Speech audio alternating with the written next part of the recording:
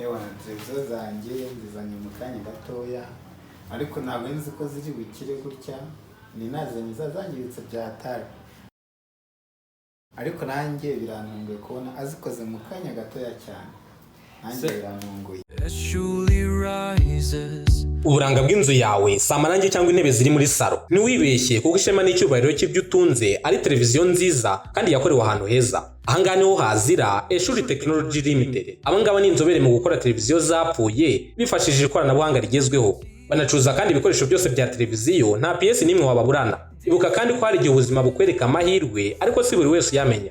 Batanga kandi amasomo y'igihe gito ibizwi nka short course, aho mu mezi 3 gusa uba uzi gutekinika televiziyo n'ibindi bikoresho byose bya electronique. Uru ni urufunguzo rw'ahazaza hawe, aho ubuhanga buhurira n'ikoranabuhanga. Eshuli Technology Limited dukorera mu mujyi wa Kigali hafi n'ibiro by'umurenge wa Gitega.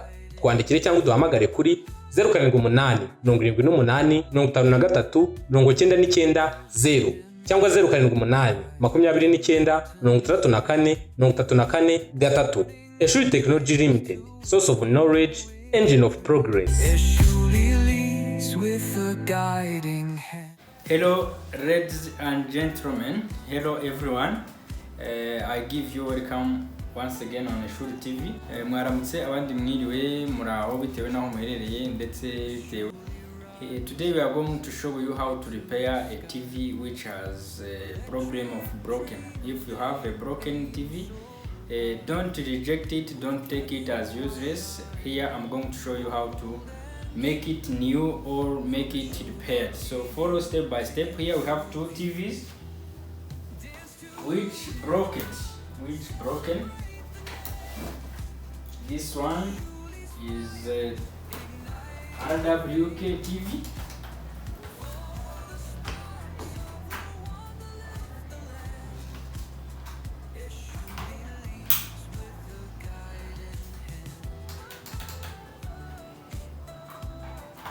Our socket is not.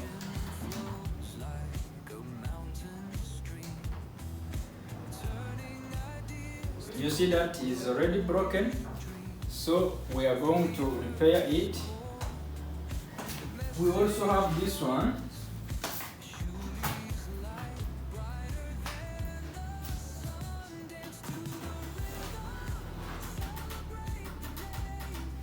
You see that it is broken. So follow step by step how to repair them.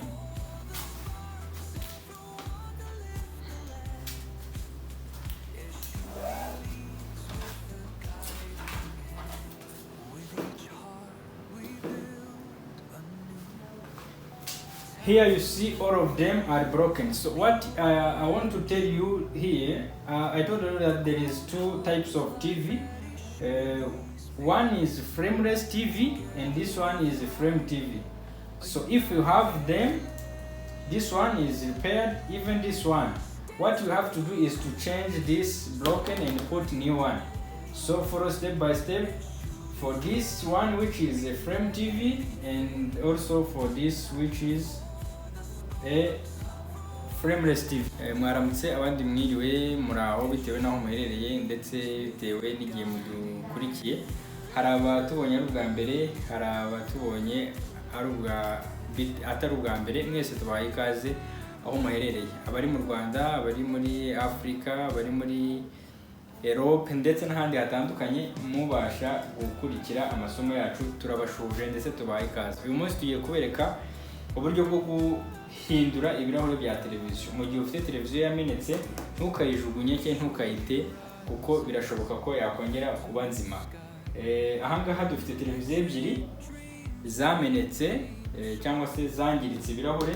Murabona ziri kwaka ariko nta kintu wabona kubera zamaze kumeneka.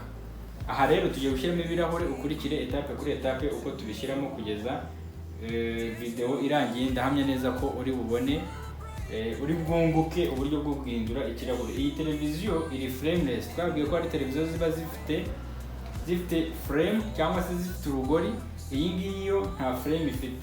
No kuvuga iyi niyo twita frameless TV, iyi niyo twita frame TV. Reka dukurikire rero tudatinze. Reka duhere kuri iyi ya frame TV. Iyi ngiyi ifite urugori cyangwa se ifite amaso.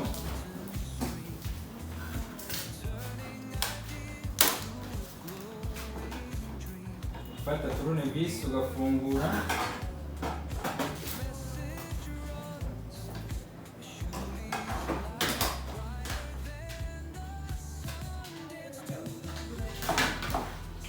ukaba wateguye n'ahantu ushyira amavisi ukuramo.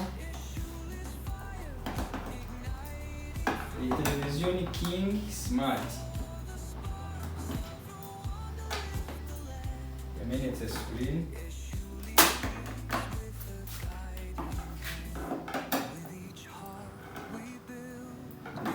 Nibutse abantu baba bafite televiziyo zamenetse ko ibirahure turabihindura rwose, televiziyo ikongera kuba nshya, ikongera kuba nzima. Ukurikire etape kuri etape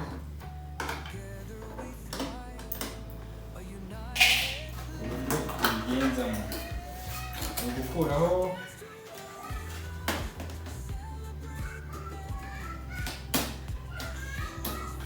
kava y'inyuma,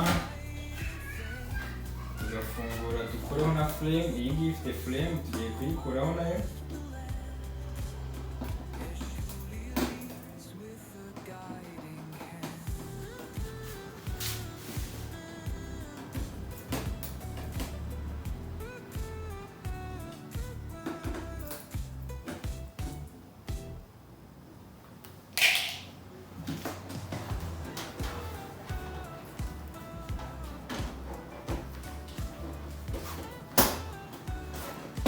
Gukuraho flame neza, ibifashwe n'udukare.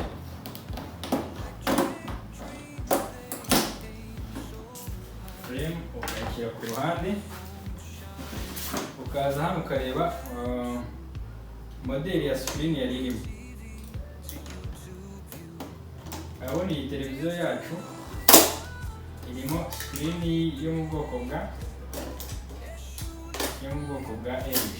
Twababwiye ko mu masomo yabanje, twababwiye ko ntago buri brand ya televiziyo iba ifite na brand y'ikirahure cyayo. Twabonye inganda zikora ibirahure, iyi ngiyi modeli yayo ni LC32. LC twabonye ko ari abbreviation y'uruhe ruganda, ni LG. Iyi screen yari irimo hano rero ni LG, ntabwo ari King. Iyi yamenetse turayishyira ku ruhande.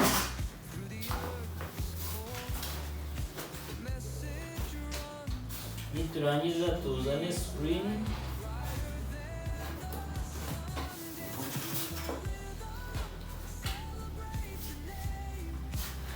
screen, nshya, screen ya LC32. Ni ukuvuga ngo ni kimwe n'iyari irimo, niyo tugiye gushyiramo. Aha urabanza ukayishyira ku ruhande cyangwa se ahantu hari safe hafite umutekano, ugakuraho ishashi. Iba ifite amashashi abiri, urabona. Ni ugukuraho iyi shashi y'imbere. Iyi shashi impamvu tuyikuraho nyirizina ni uko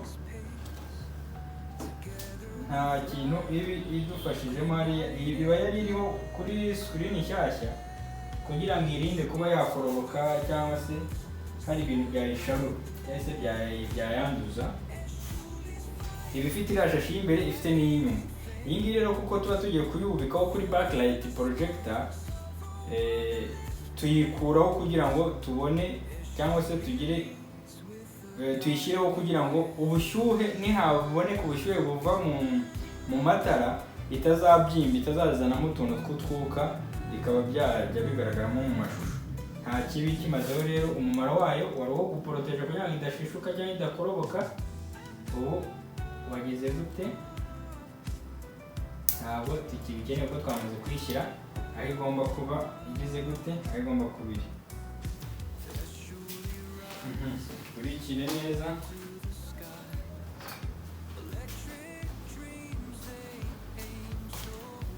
Gufata agaskotch,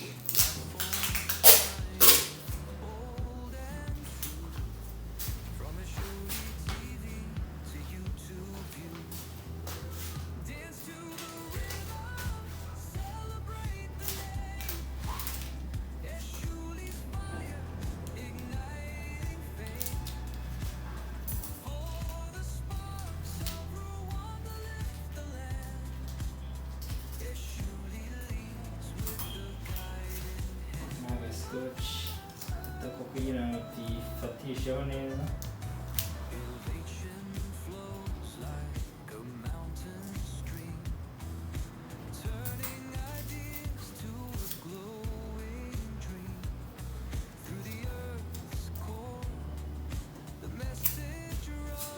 Hanyuma tugashyiraho frame twamaze kuyiryamishaho neza. Hanyuma ugiye gushyiraho frame. Icyo ureba hano, ureba nimba mu nguni irimo neza kugira ngo utaza gufungaho ya frame ukaba wamena screen, kuko nukuye gufunga amakare urabanza ukareba ko screen irimo neza, noneho ukagira gute ugafunga amakare, warangiza ukayubika ukareba ko nta kintu kiri hasi wakubikaho kikaba cyakwangiza.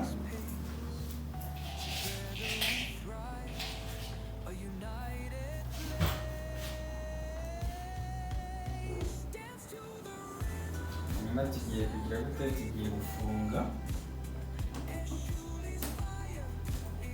twa tuvise dufata frame.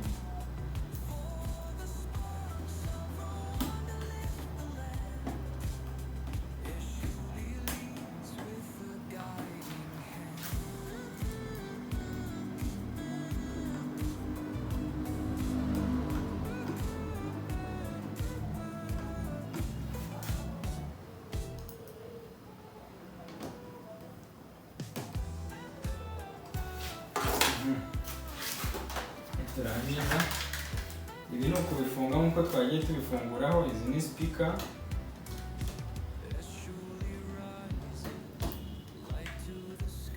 iyi ni sensor n'amatushe.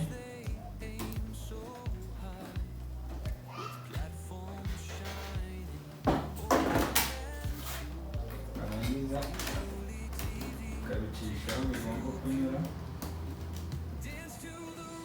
Baragiye bagena ahantu ibi nta kigoye kirimo, kuba ari ukubifunga nk'uko wabifunguyeho, buri kintu kijya mu mwanya wayo.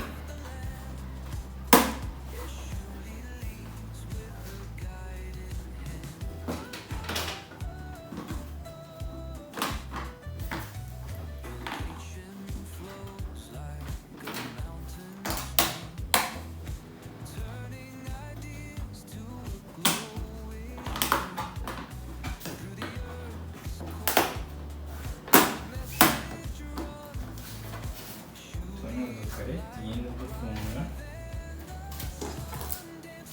tugashyiramo amabisi yaho nayo.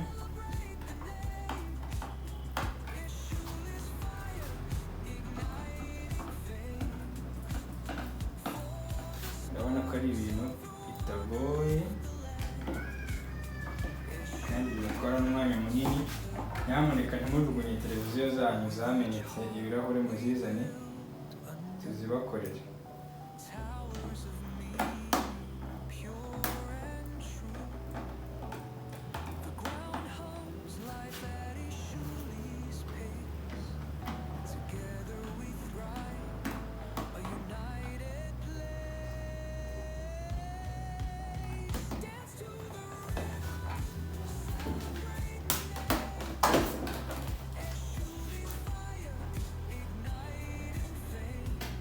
Shyireho back cover.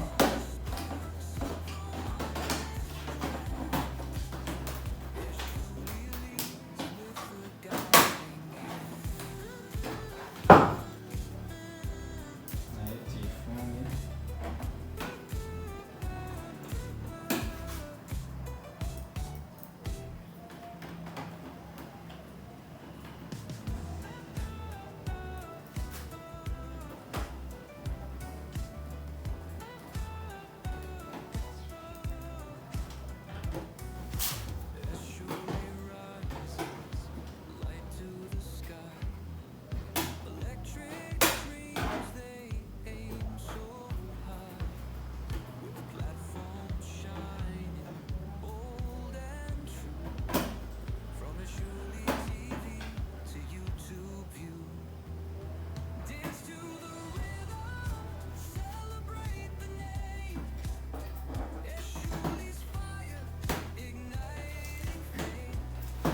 ngira ngo murabona ko birangiye kandi ntibitwaye umwanya munini. So guys,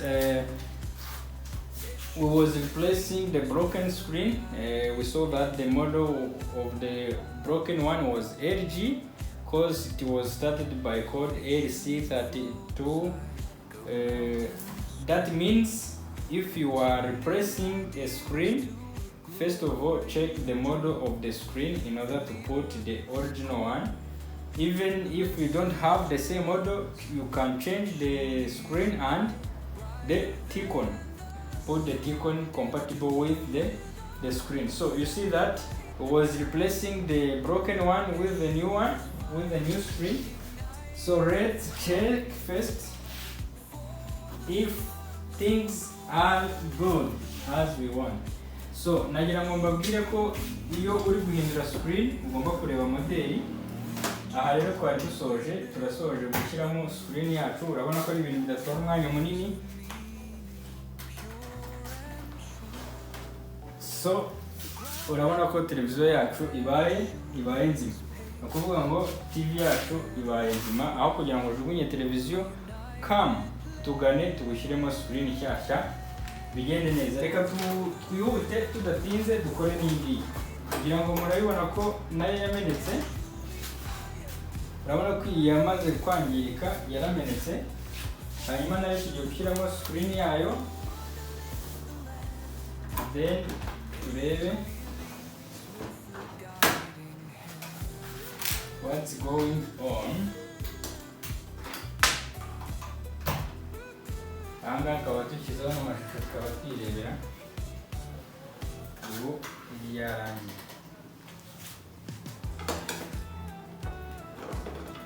So reka dufungure n'iyi ngiyi kugira ngo murabona ko ari ibintu bidatinda.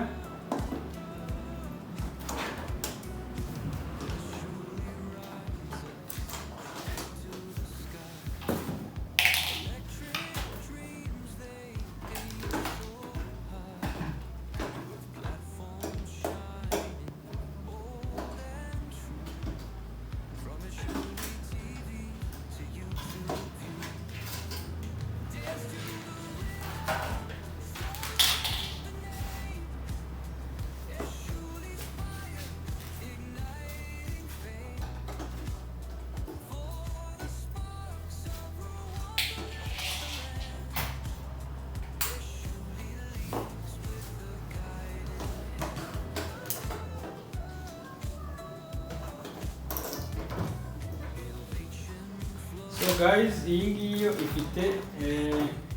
ifite iri frameless cyangwa se ntabwo ifite urugori. Ni ukuvuga ngo reba itandukaniro riri hagati y'izi TV ebyiri. Iyi ngiyi ifite frame cyangwa se urugori akafunga kuri screen, mu gihe iyi ngiyi iri frameless ntabwo ifite. Aha rero tugiye kubereka uburyo bwo gushyiraho screen. Hariho abantu bajya bibaza ngo ni gute ubundi screen ibiriho nta kintu kiyifashe ntigwe cyangwa se ngo ibe yagira gute yameneka. Aha rero isomo ririho uyu munsi ni ukubereka mbere na mbere uburyo bwo gukuraho iyi screen idafite frame.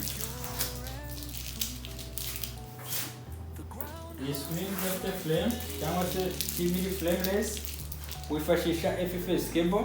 Urabona ibifite iri slim, ifite epeseri ntoya. Warangiza ukaza uru ruhande ruriho kore nuru top and both sides ziba zifite kore, ariko uruhande rwo hasi nta yibiriho. Winjirizamo hasi kuko nta kore ibiriho, warangiza ukaza ukata. Urabona no kugenda ukata kore, nuko ukata kore. Aha, ubu kore turayikase, warangiza ugaterera screen. Urabona, reba ukuntu ikirahure cyamenaguritse, cyarashenjaguye. Akenshi iyo birebeye inyuma gutya ushobora kudahita ubibona ko cyamenetse, ariko iyo urebeyemo imbere hano uhita ubibona ko twabwiye ko screen igira ibice bitatu, cyangwa se iki kirahure kiba gifite epeseri 3. Iyi epeseri y'imbere niyo igaragara cyane. Hanyuma etape ikurikiye ni ukureba modeli ya screen. iyi ngiyi iyi ya mbere twabonye ko yari ifitemo screen ya LG kuko itangirwa na LC 32. Iyi yacu dufite hano ni HV 32. Reka mbabaze mwe mudukurikiye, nabigishije screen zitandukanye, amamodeli agiye atandukanye, nababwiye ko itangizwa na HV ari iyihe brand cyangwa se iyo screen ikorwa n'uruhe ruganda, mubyandike muri comment. Iyi ngiyi twabonye ko yatangizwaga na LC, tubona ko yari LG. Iyi ngiyi itangirwa na HV 32, ni ukuvuga ko ari puse 32 y'uruhe ruganda, ikorwa n'uruhe ruganda. Ndababajije mwandike muri comment. Tubonye ko itangirwa na HV cyangwa se H na V, ubwo mumbwiye. So iyi imenetse tuyikureho tuyishyire ku ruhande. Hanyuma iyi TV iri frameless tugomba kubanza tugakuraho kore, uko kore iba yanze kwangirika turayikuraho, turayishishura, tukuraho aka kayepeseri kayo bari kureba. Iyi ngiyi iba yapfuye ntabwo yakongera gukora.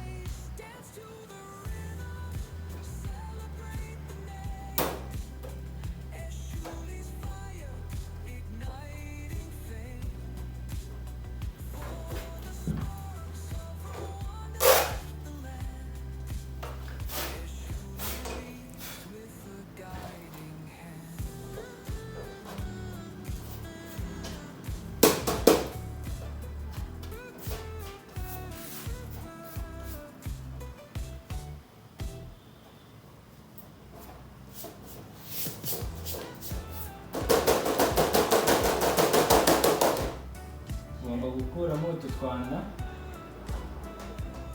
kubera ko tugaragaramo by'umwihariko dufatika dusunikara, n'ubwo tuba ugomba kudukuramo tugashiramo kugira ngo tutaza kugaragara mu mashusho yawe.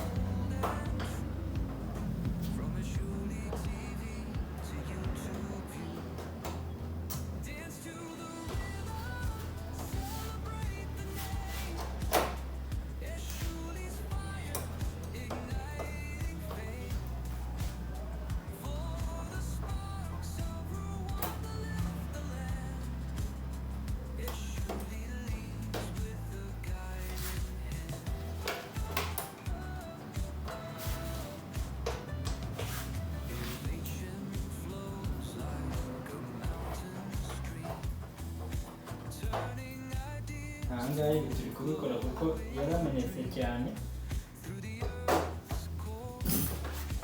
hajyamo n'utwanda mo imbere muri backlight, kandi utu ni tubi twaza kujya tugaragara muri screen tutadukuyemo, niyo mpamvu tugomba kuduhanaguramo.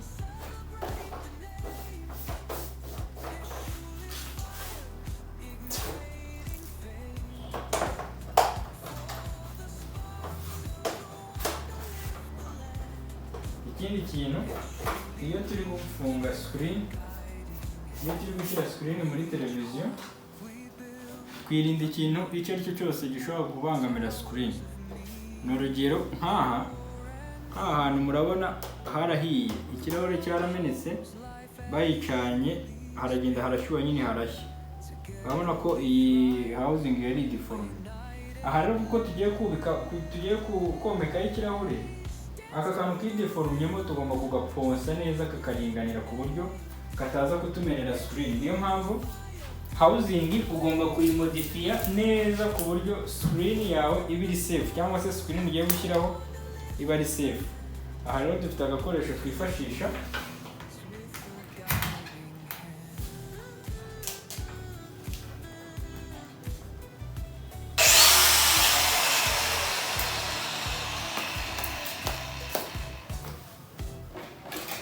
tugiye kwifashisha ponceuse tuhaponse. Ikindi twababwiye ko mu gihe umuntu agiye gukoresha ponceuse agomba kwiporoteja cyangwa se kwirinda, niyo mpamvu tugiye kwambara helmet kugira ngo turinde umutwe. Aha rero tugiye guponsa ni utuntu dutoya turimo hano tugiye gukata.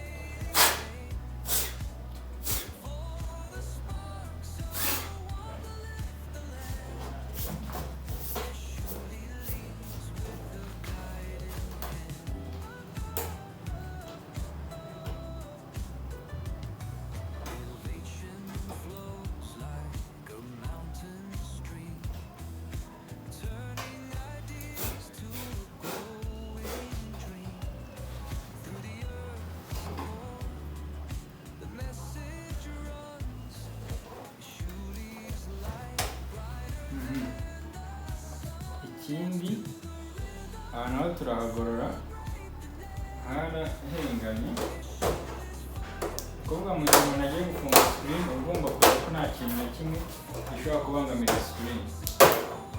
Screen nshyashya urabona ngira ngo yikubise hasi, urabona ko yarababaye cyane.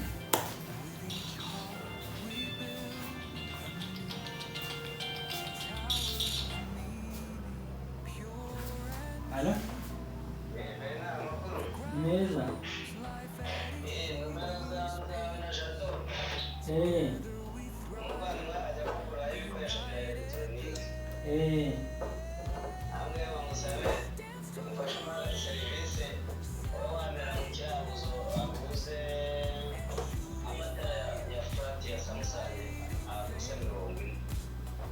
Samsung pose 40. Ni ukuyaguruka yatwara cyangwa ni ukuyashyira?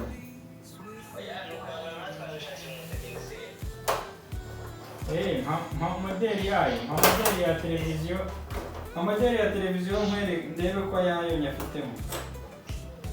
Modeli yayo? Ifotore? Ifotore. Sana nari ngiye bakora cyangwa ngo badayifotora nyine.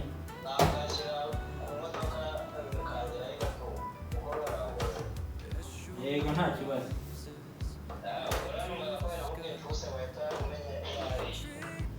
Ziba zitandukanye n'aho zakorewe. Ibyiza kugira ngo umuntu aguha yayo ya nyayo nuko aba yabonye modeli yayo.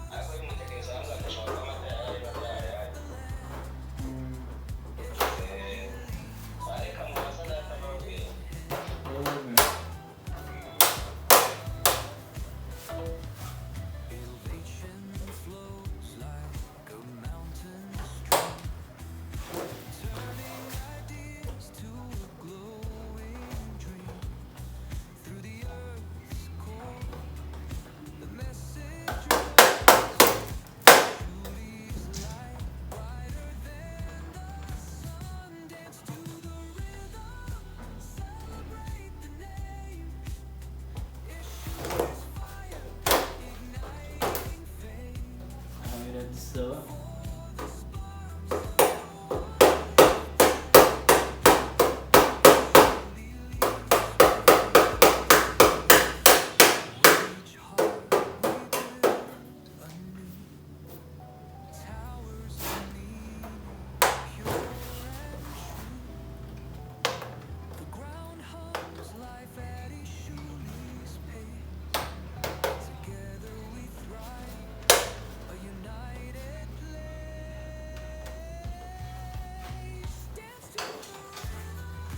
hano ubusabwa kugorora utuntu twose kugira ngo screen igiyeho ibe iri safe, kuko ni ukuvuga ngo yari iyo yamenetse ugomba kureba ko nta kintu gishobora kubangamira inshyashya nayo ugiye gushyiraho. Ibyo twarimo dukora, hanyuma etape ikurikiye tugiye gushyiraho kore nshyashya. Mwabonye ko iyo ariho twayisenye cyangwa se yapfuye, tugiye gushyiraho kore nshya.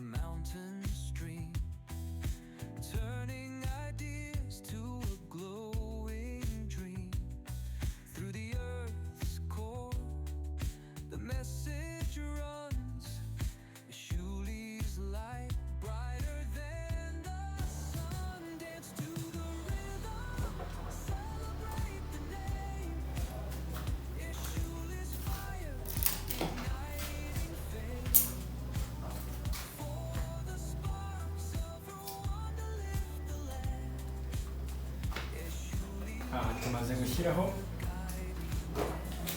kode,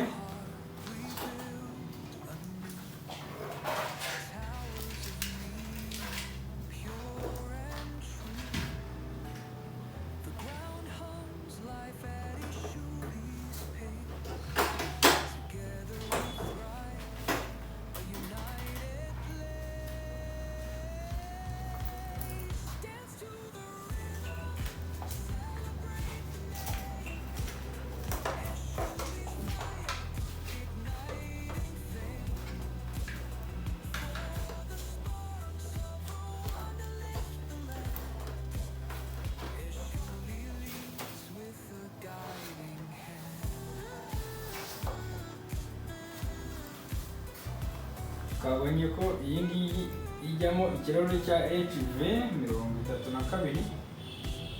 Nabasabye ngo muri comment mumbwire twabonye ko HV ari ikorwa n'uruganda rwitwa gute, cyangwa se iyi screen muri rusange yitwa gute. Modeli yayo itangirwa na HV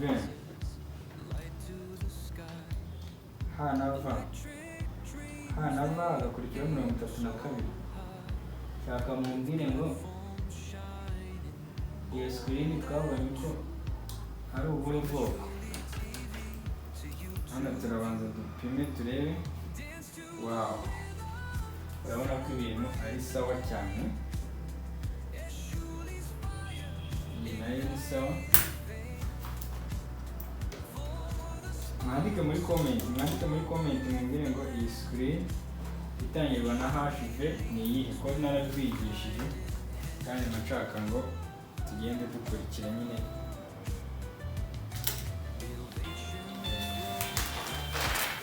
Nayo turakuraho isashe nk'ibisanzwe. Iyi sashe twabonye ko ntacyo iri kudufashije.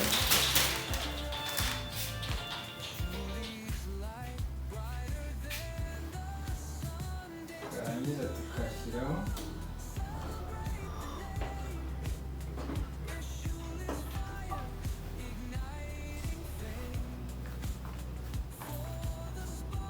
hanyuma ihita twomora ya kode twashyizeho.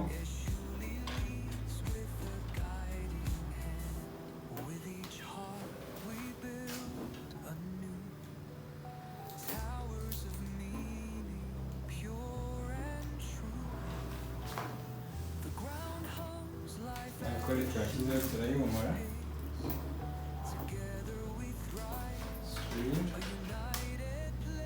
yacu ikaba irafashe.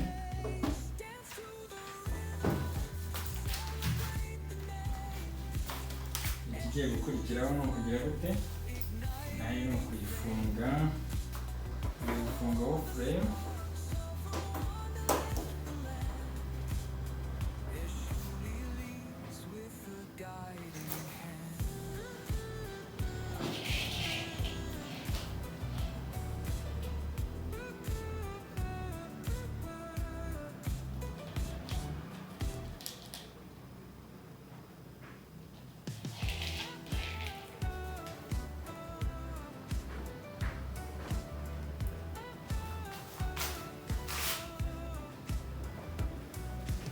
Eshuli rises, light to the sky. Electric dreams, they aim so high. With platforms shining bold and true. From Eshuli TV to YouTube view.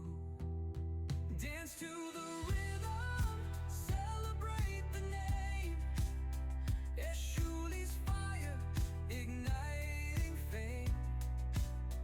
For the sparks of Rwanda lift the land. Eshuli leads with a guiding hand.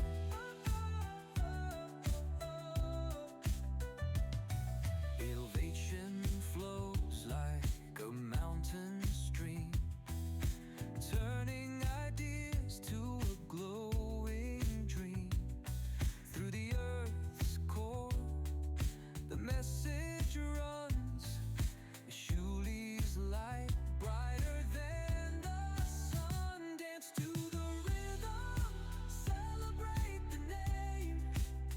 Eshuli's fire, igniting fame. For the sparks of Rwanda lift the land. Eshuli leads with a guiding hand. With each heart we build anew towers of meaning, pure and true.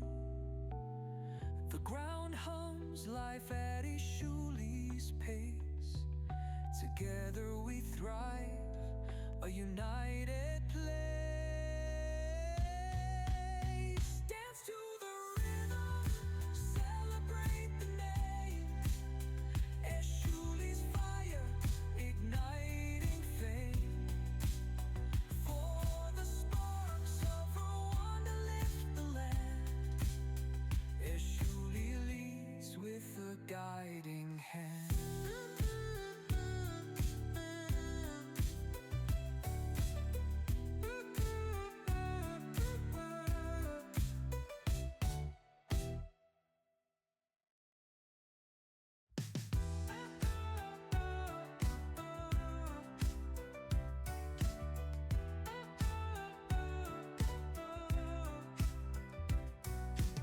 Eshuli rises, light to the sky. Electric dreams, they aim so high. With platforms shining bold and true. From Eshuli TV to YouTube view. Dance to the rhythm, celebrate the name. Eshuli's fire, igniting fame. For the sparks of Rwanda lift the land. Eshuli leads with a guiding hand.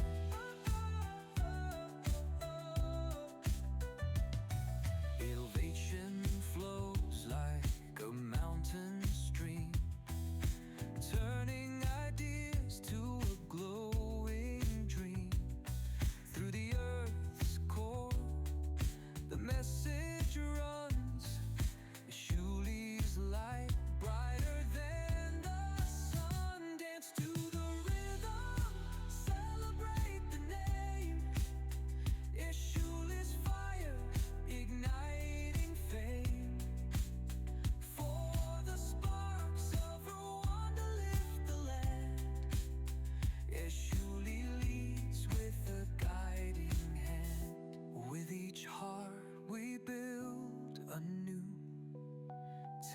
rivers of meaning, pure and true.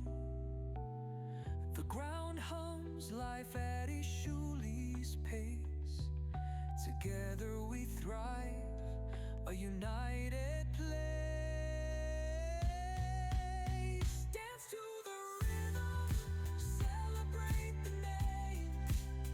Eshuli's fire, igniting fame. For the sparks of her wonder lift the land. Eshuli leads with a guiding hand.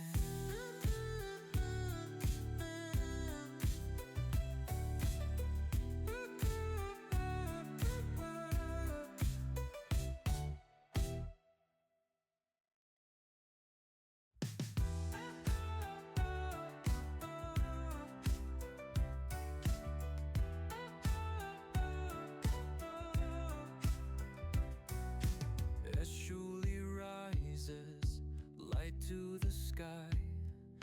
Electric dreams, they aim so high. With platforms shining bold and true. From Eshuli TV to YouTube view. Dance to the rhythm, celebrate the name. Eshuli's fire, igniting fame. For the sparks of Rwanda. Aha, murabona ko televiziyo zose zibaye nzima zirarangiye, ntabwo ari ibintu bigoye. Nawe niba ufite televiziyo ikaba yaramenetse ntuyijugunye aho buze tukugane. Uyu ni umukiriya wari waje azizanye, reka mu mwanya ababwire uko abonye serivisi igeze ndetse ababwire n'uburyo twabitayeho cyangwa se tubikoze neza. Watubwira urabona ibintu bigenze gute? Yewe televiziyo zanjye zizanye mu kanya gatoya, ariko ntabwo nzi ko ziri bukire gutya. Ni nazanye zazangiritse byatari, ariko nanjye birantunguye kubona azikoze mu kanya gatoya cyane. Nanjye birantunguye. Urakoze cyane. Reka tubabwire namwe mwese mufite televiziyo zaba zaramenetse zaba zaragize ibibazo bitandukanye, mutugane tubafashe. Ibi ni byo dukora. Ibi ni byo dukora umunsi ku munsi, twabigize inshingano kubitaho cyangwa se kubafasha kugira ngo ibintu bigende neza. Reka mbashimire rero mwese twabanye muri ino video. Mbashishikarize gukora like, share ndetse na subscribe kugira ngo amasomo n'ibiganiro bijye bagira ku gihe. Wakoze cyane. Nanjye biranshimishije cyane. Murakoze. Eshuli rises. Uburanga bw'inzu yawe si amarangi cyangwa intebe ziri muri salo. Ntiwibeshye kuko ishema n'icyubahiro cy'ibyo utunze ari televiziyo nziza kandi yakorewe ahantu heza. Ahangane ho hazira Eshuli Technology Limited. Abangaba ni inzobere mu gukora televiziyo zapfuye bifashishije ikoranabuhanga rigezweho. Banacuruza kandi ibikoresho byose bya televiziyo, nta PS nimwe wababurana. Ibuka kandi ko hari igihe ubuzima bukwereka amahirwe ariko si buri wese uyamenya. Batanga kandi amasomo y'igihe gito ibizwi nka short course, aho mu mezi 3 gusa uba uzi gutekinika televiziyo n'ibindi bikoresho byose bya electronique. Uru ni urufunguzo rw'ahazaza hawe, aho ubuhanga buhurira n'ikoranabuhanga. Eshuli Technology Limited dukorera mu mujyi wa Kigali hafi n'ibiro by'umurenge wa Gitega. Twandikire cyangwa duhamagare kuri 078 78 53 99 0 cyangwa 078 29 64 34 Eshuli Technology Limited, source of knowledge, engine of progress. Eshuli leads with a guiding hand.